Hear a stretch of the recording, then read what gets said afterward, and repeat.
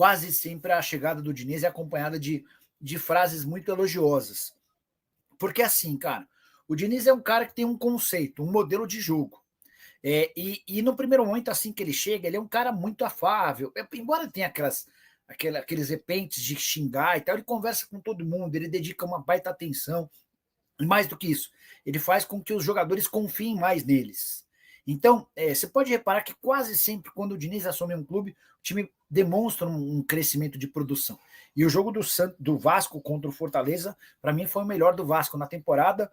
O 3-0 foi absolutamente justo e merecido de um time que dominou o outro de forma absoluta, tá bom? Com a venda do Ryan nessa janela, será possível investir no Brian Rodrigues? Procede que o Milan está interessado? Fabrício, eu não boto fé nessa negociação do Brian Rodrigues. Eu vou até dar nomes, tá? O técnico do América, do México, que é o time do Brian, é o André Jardine. E eu tenho muito contato com uma pessoa que trabalha com o Jardine. E a pessoa falou, Nicola, o América não tem nenhuma intenção de vendê-lo porque o Jardine adora o Brian Rodrigues. Ele, depois de muito tempo como 12º jogador, virou titular. E, cara, para liberar seria algo bem ruim para o América. Wagner Aragão. Boa noite, Nicola. Pode buscar valores da Nike e Vascão? Wagner, vou atrás. Antes, só contextualizar, né? Não fui eu o primeiro a trazer essa notícia, né? Mas ao longo dessa semana teve. É que eu não lembro se foi. Quem postou, mas alguém postou que o acordo entre Vasco e Nike estava fechado. Aí eu entrei em contato com uma fonte vascaína. Vou até ler o que a pessoa escreveu, porque aí vocês tiram as próprias conclusões. Quer ver? Ó? Estou procurando aqui. A frase é assim, ó. Grande chance. O acordo é muito provável. Ainda não foi assinado, mas é certo, tá? Só para lembrar, o Vasco negocia com a Nike desde o ano passado. O acordo não foi fechado para 2025 porque não haveria tempo hábil para a produção das camisas. Há quem garanta que você precisa de pelo menos 8 meses para começar, para fazer todo o processo. Até por isso o Vasco estendeu o contrato com a Capa, manteve uma negociação com a Capa e também com outras empresas. Mas quem parece ter vencido esse leilão foi a Nike, que voltaria a vestir a camisa de um time grande do Rio, depois de um longo e tenebroso inverno. O último parceiro da Nike no Rio foi o Flamengo em 2009. O contrato da Nike com o Vasco deve ter 3 anos de duração e promete fazer com que a receita seja muito superior à atual.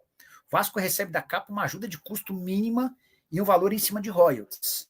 O Vasco vai ter direito a um percentual maior de royalties e um valor mínimo garantido também interessante. Não sei o valor, estou sendo bem sincero. Para completar também a promessa de uma loja bem legal em São Januário e de uma outra loja no Rio de Janeiro, tá? Então essas são algumas das informações relacionadas a Vasco e Nike. Fala aí, fanático vascaíno, fanática vascaína. Que alegria encontrar você aqui nesta segunda-feira para o nosso café, abrindo a semana com decisão amanhã pela Copa Sul-Americana e tem Bragantino no próximo sábado. Caímos na tabela de classificação. Sinal de alerta ligado. Então vamos embora, deixa seu like, comenta e compartilha esse nosso conteúdo. Se você quer que o nosso canal cresça cada vez mais, se inscreva, dá sempre aquela moral, porque o canal é feito para você com muito carinho. Bom, com os resultados da rodada, o Vasco, quando estava vencendo o Fluminense, tinha pulado para a 8ª posição. Agora está ali embaixo, bem pertinho da zona de rebaixamento, a 1 ponto, inclusive, né? E aí, meus amigos, como fazer? Sinal de alerta ligado.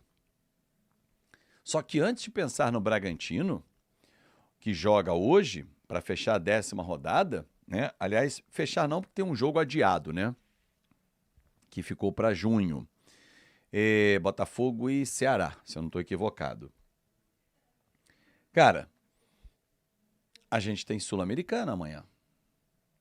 E aí, fazer o que na Sul-Americana? Essa é uma pergunta que eu faço para você, torcedor. Ontem no vídeo, se você não assistiu, vou deixá-lo depois aqui na íntegra, vai aparecer aqui em cima. No final do vídeo, você pode clicar e assistir também.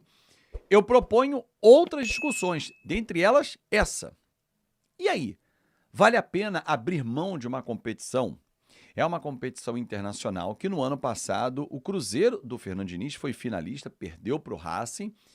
Mas vale a pena abrir mão de uma competição internacional? A premiação não é gigante, mas tem premiação financeira também, mas tem prestígio internacional em jogo. E em caso de título, tem a vaga na Libertadores do ano que vem.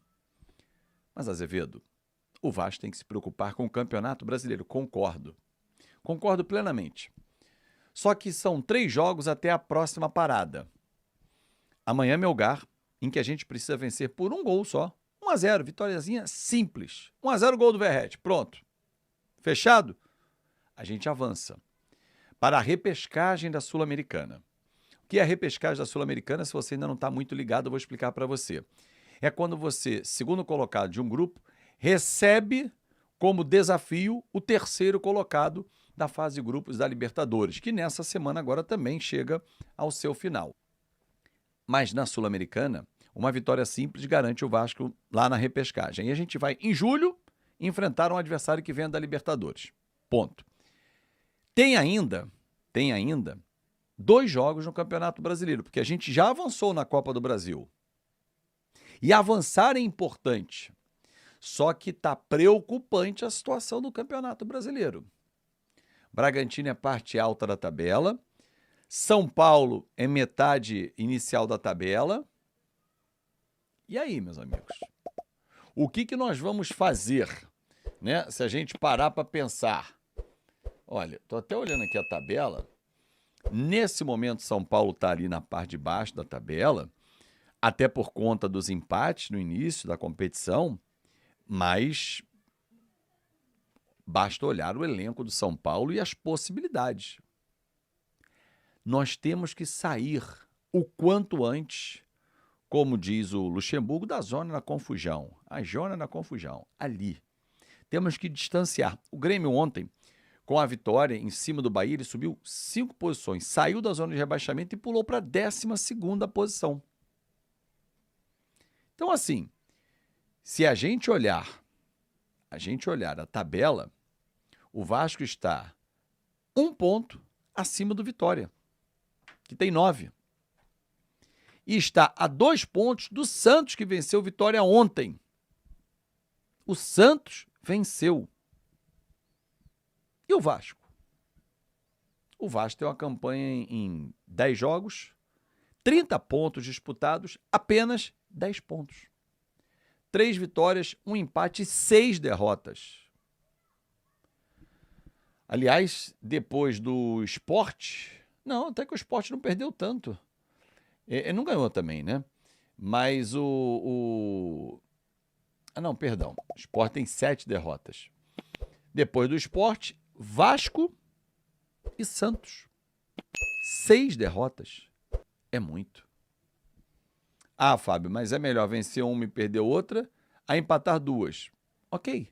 Só que o Vasco não faz esse aproveitamento aí, não.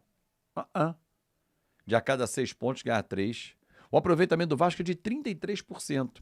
Esse aproveitamento que eu brinquei agora, de 50%, é do Bahia.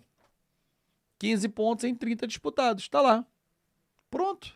Bonitinho. 7º lugar. Piscando farol para entrar no G6. E aí? E o Vasco? Óbvio que é cedo para nós cobrarmos um trabalho do Diniz. Tem nem cabimento cobrar o Diniz agora.